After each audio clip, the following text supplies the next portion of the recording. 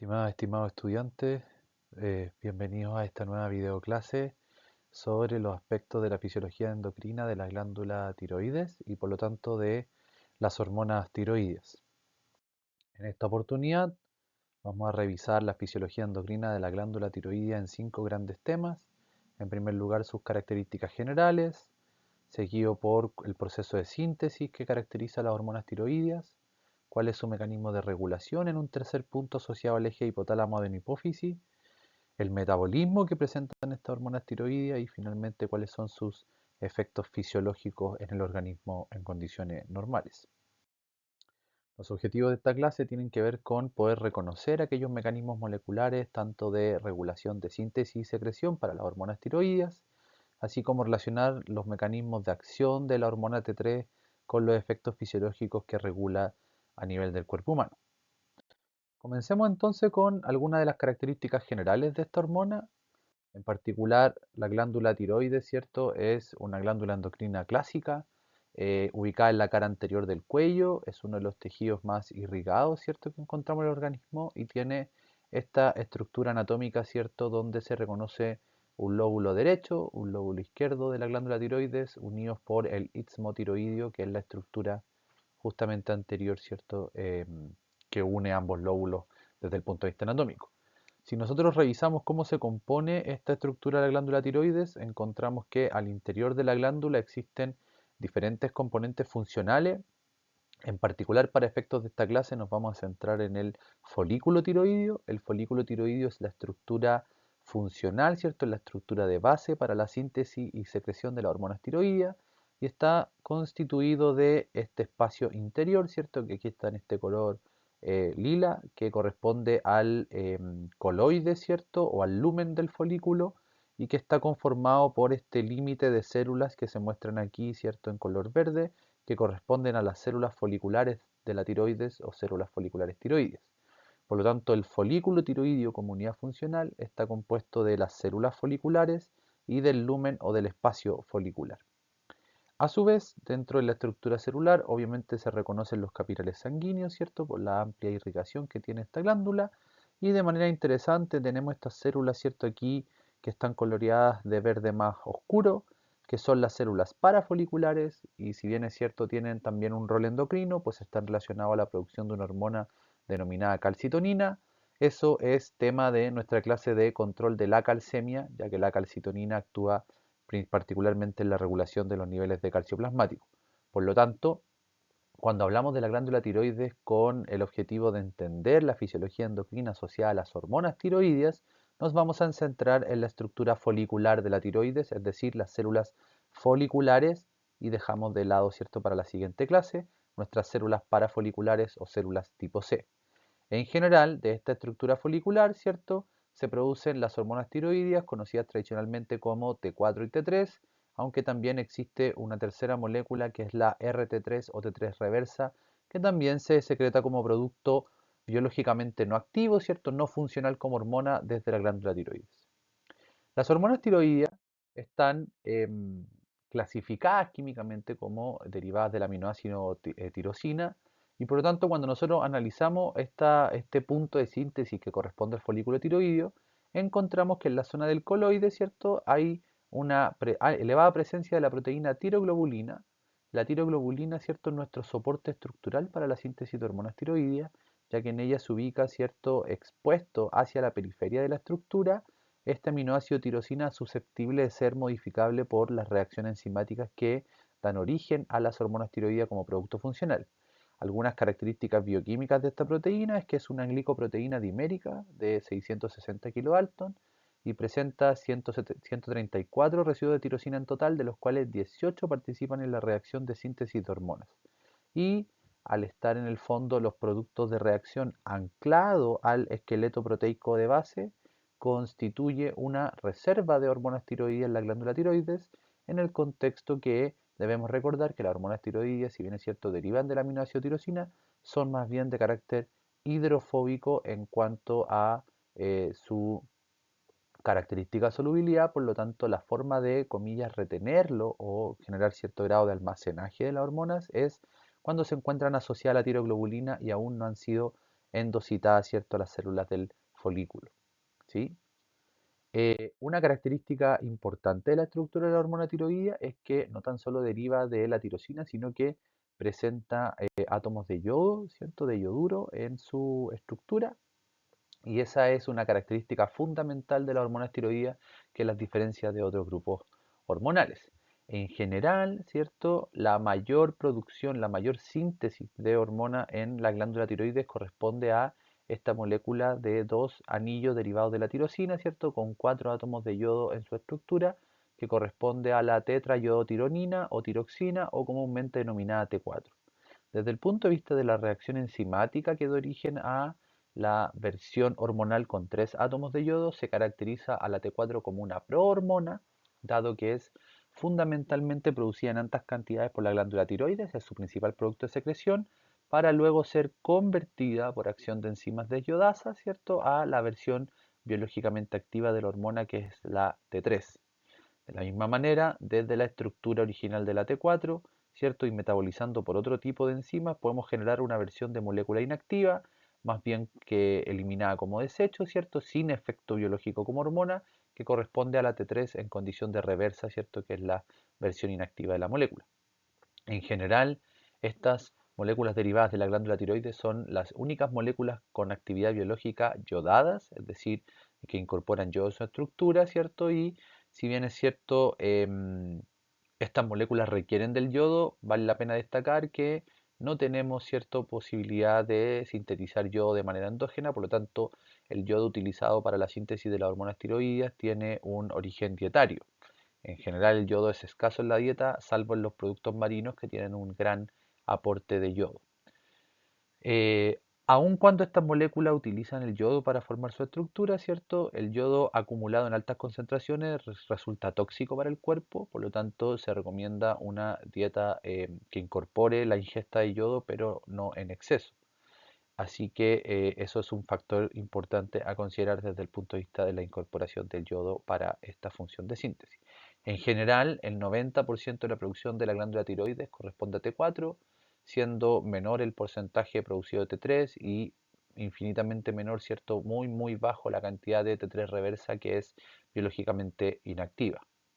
En general, dado que la mayor porcentaje de molécula producida es la T4, se establece que la mayor cantidad de T3 es generada por un fenómeno de conversión periférica, ¿cierto?, por enzimas de iodasa, pero que se van a ubicar en los órganos blancos de la acción de las hormonas tiroides.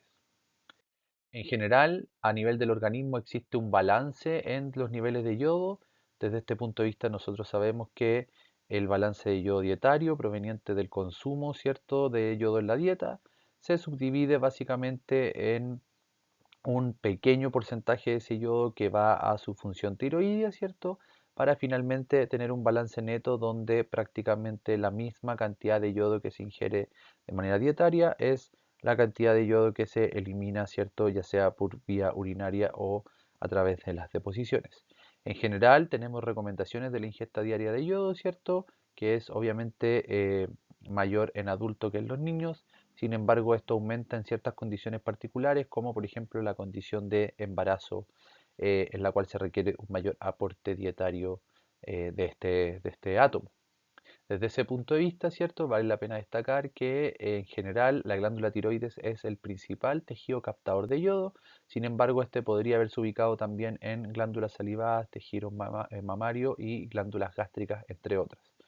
De tal manera que, si bien es cierto su función biológica está asociada a la síntesis de la hormona tiroidea, no descartamos presencia de yodo en bajas concentraciones en los órganos antes mencionados.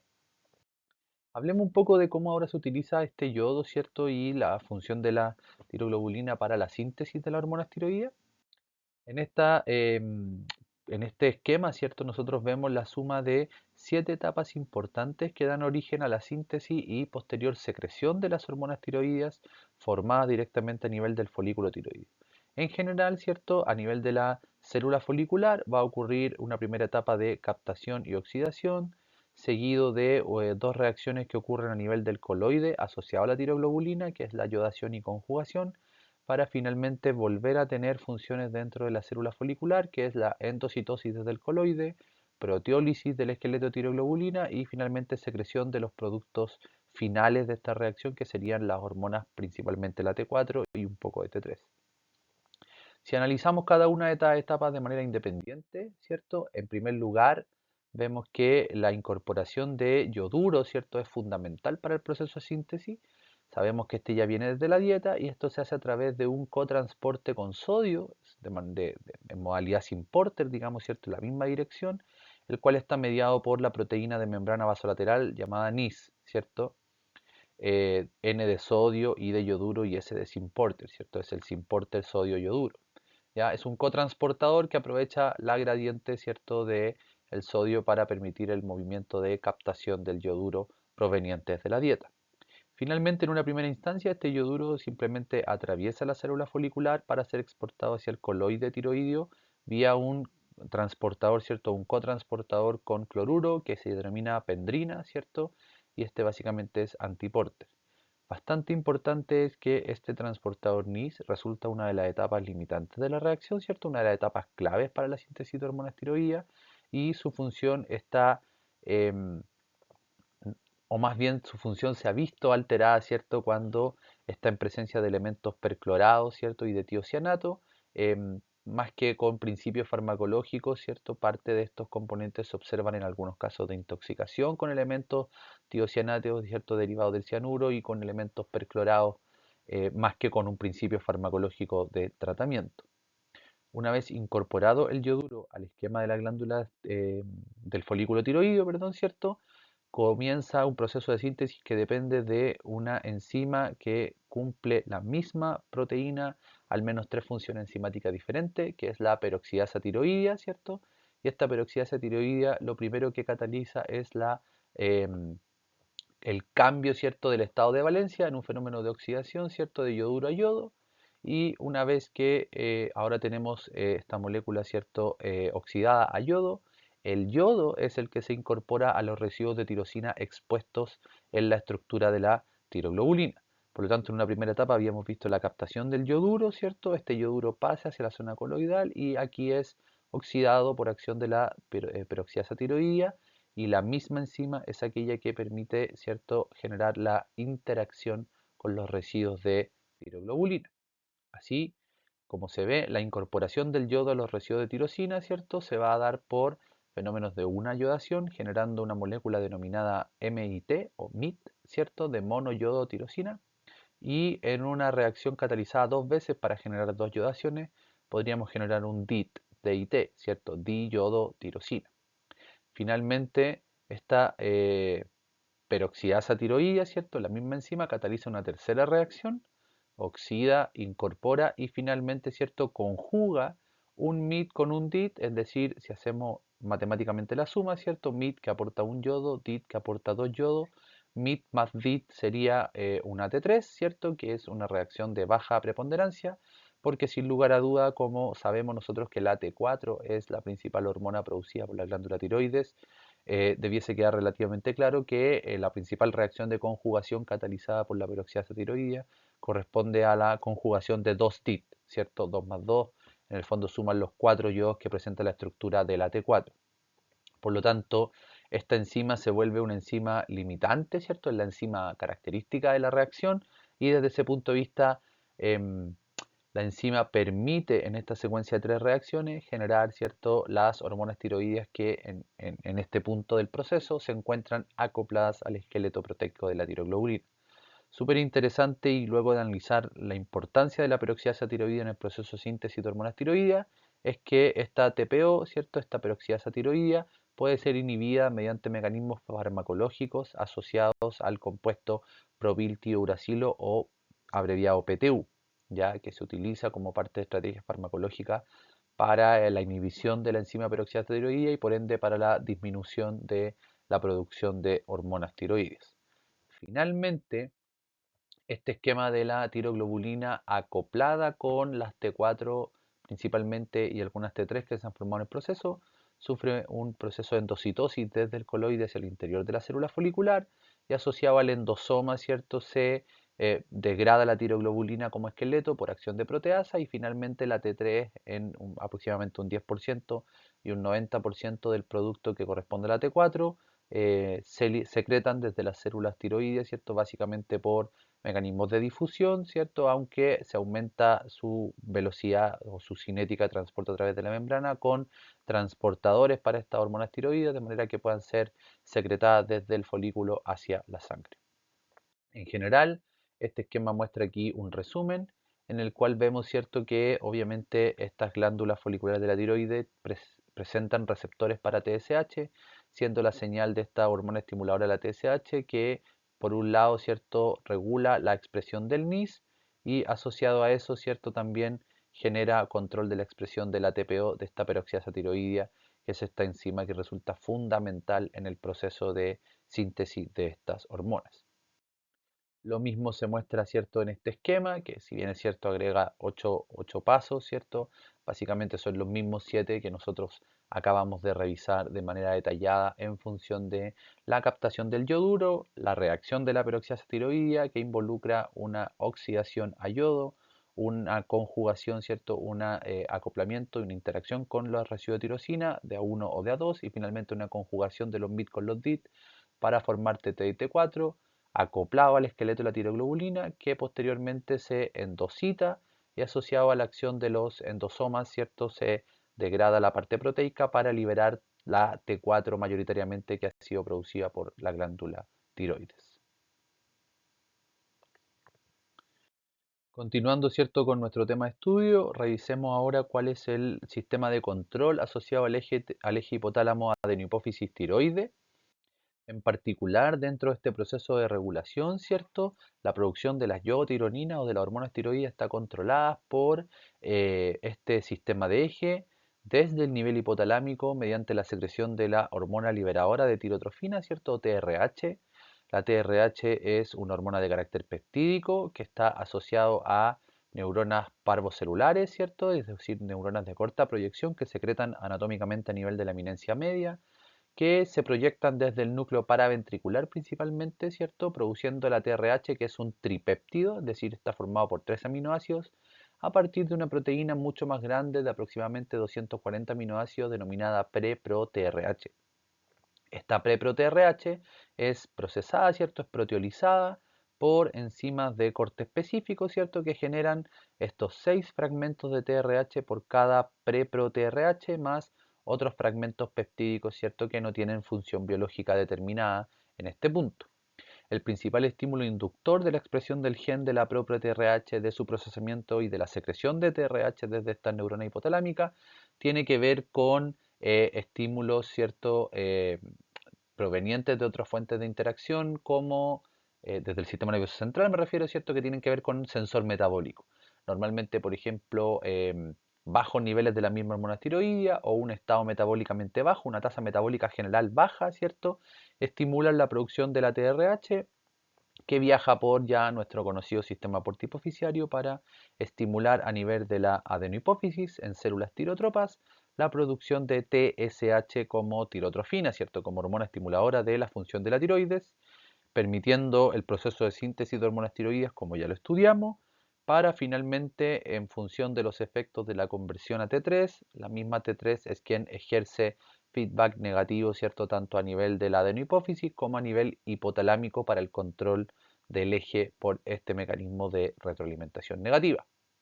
Como lo mencionaba anteriormente, si uno analiza estas neuronas, ¿cierto?, del núcleo paraventricular productoras de TRH, fíjense cómo, al igual que los otros sistemas hormonales que hemos estudiado hasta el momento, presentan múltiples aferencias de control sináptica, ¿cierto?, principalmente asociado al estado energético, ya vía diferentes neuronas de los sistemas energéticos a nivel del cerebro que estimulan y regulan la función productora de la TRH, que a su vez estimula, ¿cierto?, la generación de principalmente T4 que por conversión periférica, ¿cierto?, termina formando, cerrando el ciclo por feedback negativo.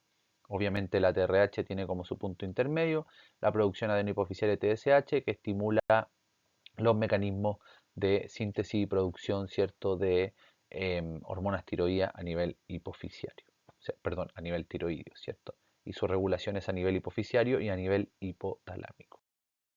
En general, eh, mm, ritmo circadiano, ¿cierto? Transición sueño-vigilia y fenómenos de estrés metabólico, como variaciones en la temperatura, dependiendo del estado metabólico, son los principales inputs de señal estimuladora para la producción de TRH, y la TRH obviamente a través de un mecanismo acoplado a proteína GQ genera aumentos intracelulares de calcio que promueven la liberación de TSH desde las células tirotrofas. Es interesante, ¿cierto?, que la acción de la TSH, si bien es cierto, regula la expresión de, el transportador NIS, así como también la expresión y la función de la peroxidasa tiroidea, tiene también efectos tróficos sobre la glándula tiroides, regulando la proliferación en cuanto al número de las células de la glándula y su tamaño. Por lo tanto, aumentos crónicos de la TSH inducen una hipertrofia de la glándula tiroides, un crecimiento exacerbado en la cara anterior del cuello que se conoce clínicamente como un signo o un cuadro de bocio. Ahora, resulta interesante que en particular, ¿cierto? Esta presencia de receptores para TSH en la glándula tiroides, en las células foliculares tiroides propiamente tal, pueden ser activados directamente por la interacción hormona-receptor, que sería una condición fisiológica. Se ha descrito también que estos receptores de TSH pueden ser activados por inmunoglobulinas, ¿cierto? Normalmente asociados a la producción de autoanticuerpos, es decir, una patología autoinmune, donde estos autoanticuerpos se unen a los receptores de TSH y tienen una función activante, ¿cierto? Por tanto, la presencia de estos autoanticuerpos activa el receptor como si es que se uniera a la hormona, generando básicamente los mismos efectos de estimulación y proliferación de la glándula tiroides, pero de forma exacerbada. Este mecanismo es característico en pacientes que presentan una patología denominada enfermedad de Graves, en la cual, cierto, hay un exceso de función a nivel primario directamente de la glándula tiroidea por la presencia de estos autos anticuerpos activantes del receptor de TSH. Hablemos un poco de la variación en la secreción de TSH. La secreción de TSH responde a un patrón de secreción de tipo episódica o pulsátil con máximos valores durante la etapa nocturna, ¿cierto? La etapa del sueño, y menores valores durante el día, razón por la cual se asocia el control de la secreción de TSH adenohipoficiario a un ritmo circadiano, en general en una transición de 24 horas, ¿cierto? Siendo aquellas horario más bien nocturno, ¿cierto? Asociado a la transición de la vigilia al sueño, donde se elevan las concentraciones de la TSH. A modo de resumen, ¿cierto? Está factores estimuladores de la producción general de hormonas tiroides, ¿cierto? Obviamente está la TSH en su regulación del eje. Podemos presentar algunas inmunoglobulinas características, ¿cierto? Activadoras del receptor de TSH y algún aumento de las concentraciones de la globulina de transporte en sangre de hormonas tiroideas, que obviamente si aumenta la concentración de esta hormona de transporte, menos concentración de las hormonas tiroideas libres van a existir, lo cual en el fondo debilita, por decirlo de alguna manera, ¿cierto? O restringe los efectos asociados a la retroalimentación negativa que puede ejercer. Por otro lado, más bien factores inhibidores de la síntesis y secreción de hormonas tiroideas corresponden a, obviamente, una deficiencia en los sustratos, particularmente una deficiencia de yoduro, ¿cierto? Por una dieta alterada, por una mala dieta, ¿cierto? Un pobre consumo de yoduro, que es una de las deficiencias primarias más clásicas que se encuentran en la clínica patológica, ¿cierto?, de las hormonas tiroideas. Esta razón de que el yoduro sea fundamental para la síntesis de hormonas tiroideas ha llevado a la generación de ciertas políticas públicas del control, como que por ley la sal que se comercializa en Chile, por ejemplo, ¿cierto?, tiene esta característica de ser una sal yodada. Es decir, en el consumo de sal existe la incorporación de yodo, ¿cierto?, para los fines biológicos que estamos conversando. Ahora, obviamente, dado el rol de en el fondo, ¿cierto? El rol de la enzima, ¿cierto? Esta enzima peroxidasa tiroidea, también la deficiencia de esa enzima generaría alteraciones de la producción, y también, por un lado, la deficiencia de yoduro, pero también la ingesta excesiva a través de un fenómeno que se denomina efecto Wolff-Chaikoff, genera una disminución de la producción de hormonas tiroideas por un fenómeno de regulación, ¿cierto? En general, frente a una excesiva cantidad de yoduro circulante, ¿cierto? El fenómeno de Wolff-Chaikoff muestra que a mayor cantidad de yodo, ¿cierto?, menor es tanto la captación, es decir, menor es la función del transportador NIS para captar, ¿cierto? Yodo, y también la actividad de la peroxidasa tiroidea, ¿cierto? Disminuye en cuanto a su reacción de acoplamiento y conjugación, primero la tiroglobulina y después hasta los elementos yodados. En general, ¿cierto? Frente a un aumento suprafisiológico del yodo plasmático, se genera un efecto Wolff-Chaikoff donde en el fondo al superar el nivel de yodo normal dentro del folículo tiroideo, se genera una especie de cierre o bloqueo funcional de este folículo para evitar la sobreproducción de hormonas tiroideas desde ese punto de vista. Este mecanismo, identificado como efecto Wolff-Chaikoff, ¿cierto? Es importante de considerar, puesto que se ha planteado como una medida en la cual frente a algunos desastres radioactivos, ¿cierto? Que generan yodo en versión radioactiva, se consumen unas tabletas de yodo, ¿cierto? Estable que simulan esta ingesta elevada de yodo para, de alguna manera, por efecto Wolff-Chaikoff, bloquear la incorporación de este yodo que podría ser radioactivo si es que uno está expuesto a estos fenómenos de desastres nucleares en plantas nucleares, entre otros. Avancemos un poco hacia el metabolismo de la hormona tiroidea, porque si bien es cierto hemos conocido sus características generales, hemos hablado de su mecanismo de síntesis y cómo este mecanismo de síntesis está regulado en el sistema de eje hipotálamo adenohipófisis tiroides, existe una función relevante, pues hay un punto que no hemos profundizado hasta este momento de la clase, que es el hecho de que la glándula tiroides produce mayormente T4 como su principal producto. Sin embargo, se ha descrito que es la molécula con 3 yodos, es decir, la hormona T3, aquella que presenta mayor actividad biológica. Ese proceso, ¿cierto?, en el cual la T4 liberada por la tiroides debe ser convertida a T3, es lo que se denomina, ¿cierto?, una función de conversión periférica, se realiza fuera de la glándula tiroides y es el rol principal de las enzimas desyodasas, que como su nombre lo indica, ¿cierto?, sacan un yodo de la estructura original de la T4 para generar una versión con 3 yodos, ¿cierto?, denominada T3, a través de las desyodasas tipo 1 y tipo 2, ¿cierto?, siendo la de tipo 2 la de alta afinidad, ¿cierto?, la enzima más activante en términos generales, ubicada en los principales sitios de acción de la hormona tiroides.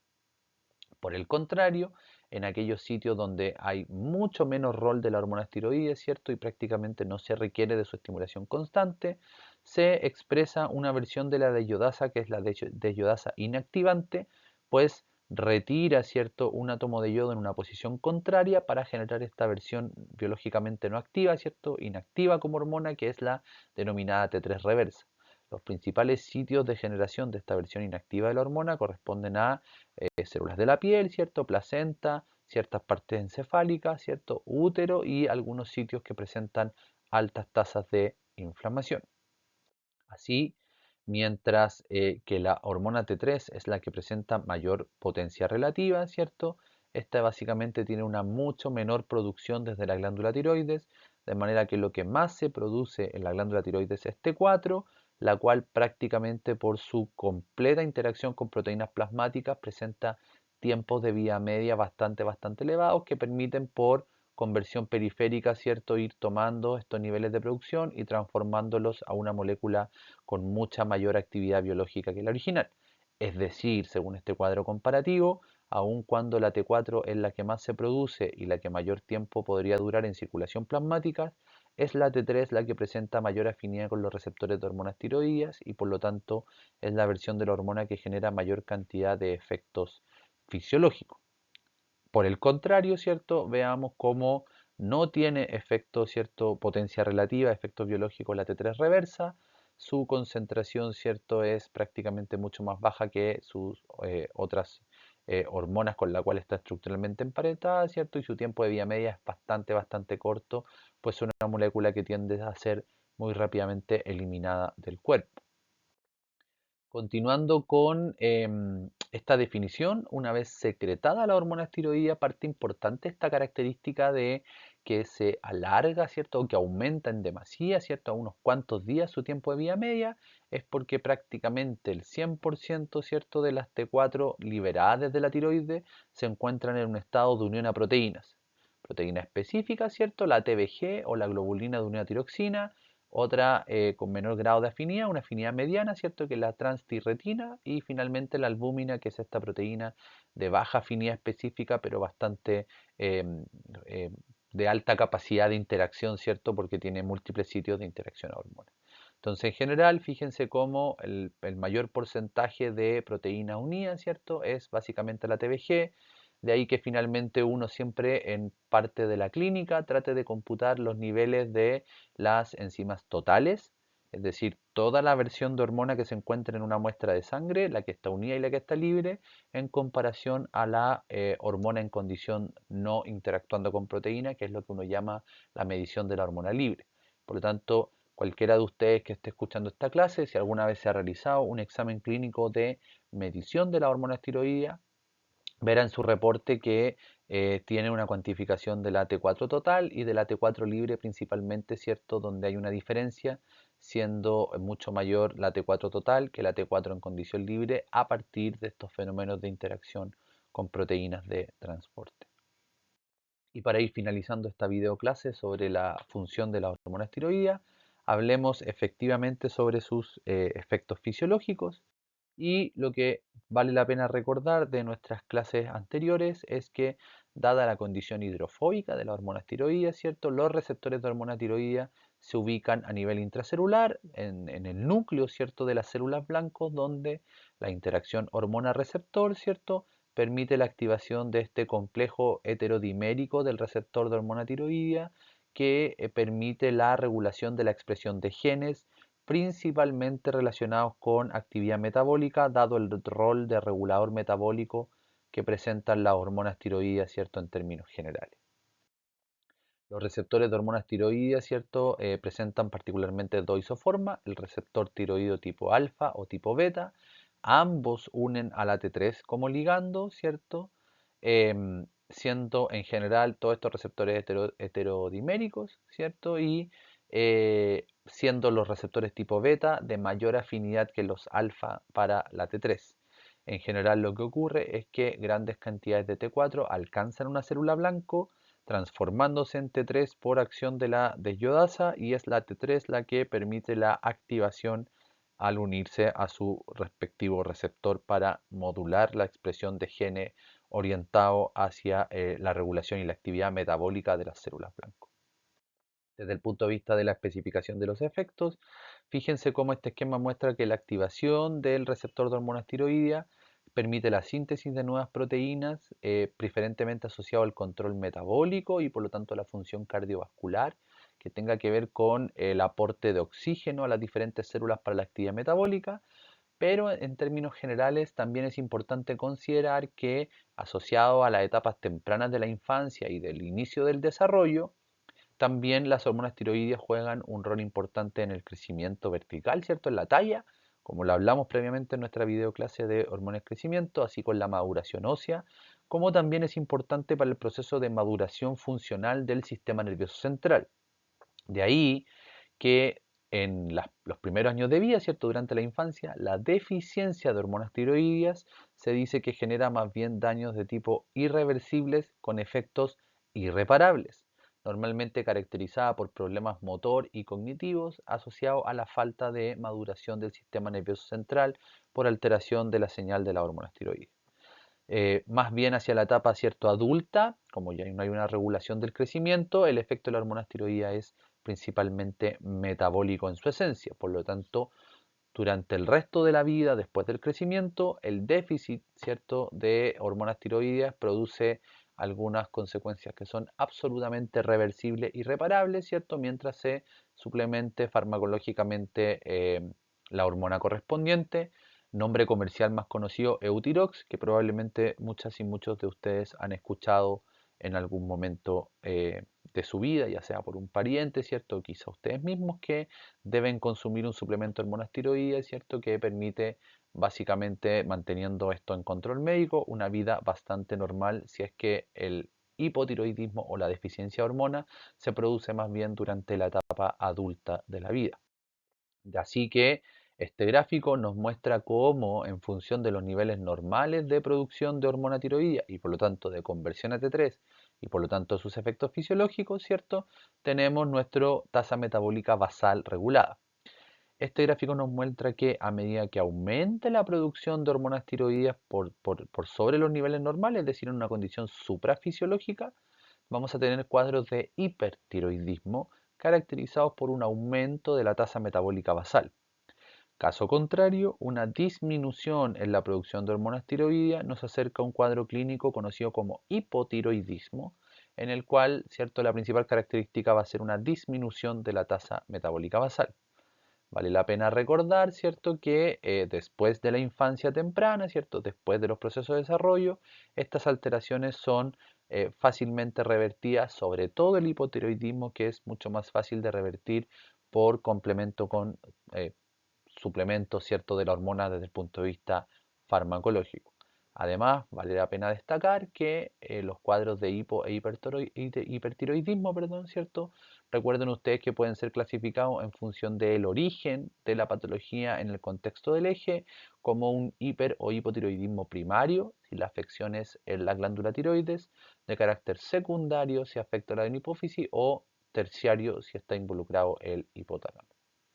Interesante de aquellos cuadros de hipotiroidismo que se encuentran bajo suplementación farmacológica con tiroxina, ¿cierto? O Eutirox como nombre comercial, requieren, ¿cierto?, alguna administración en dosis única de tiroxina, ¿cierto? Se toma una dosis a inicio del día, ¿cierto? Entendiendo que esa suplementación farmacológica constante, ¿cierto?, genera un periodo de latencia en el cual hay aproximadamente una semana en la que esta dosis de tiroxina aumenta sus efectos sobre el metabolismo basal para después, ¿cierto?, tener una duración de larga data del efecto prolongado asociado a mecanismos de regulación de genes que, si bien es cierto se demoran más tiempo en ejecutarse, son mucho más duraderos en cuanto a la visualización, ¿cierto?, o a la potencia de los efectos.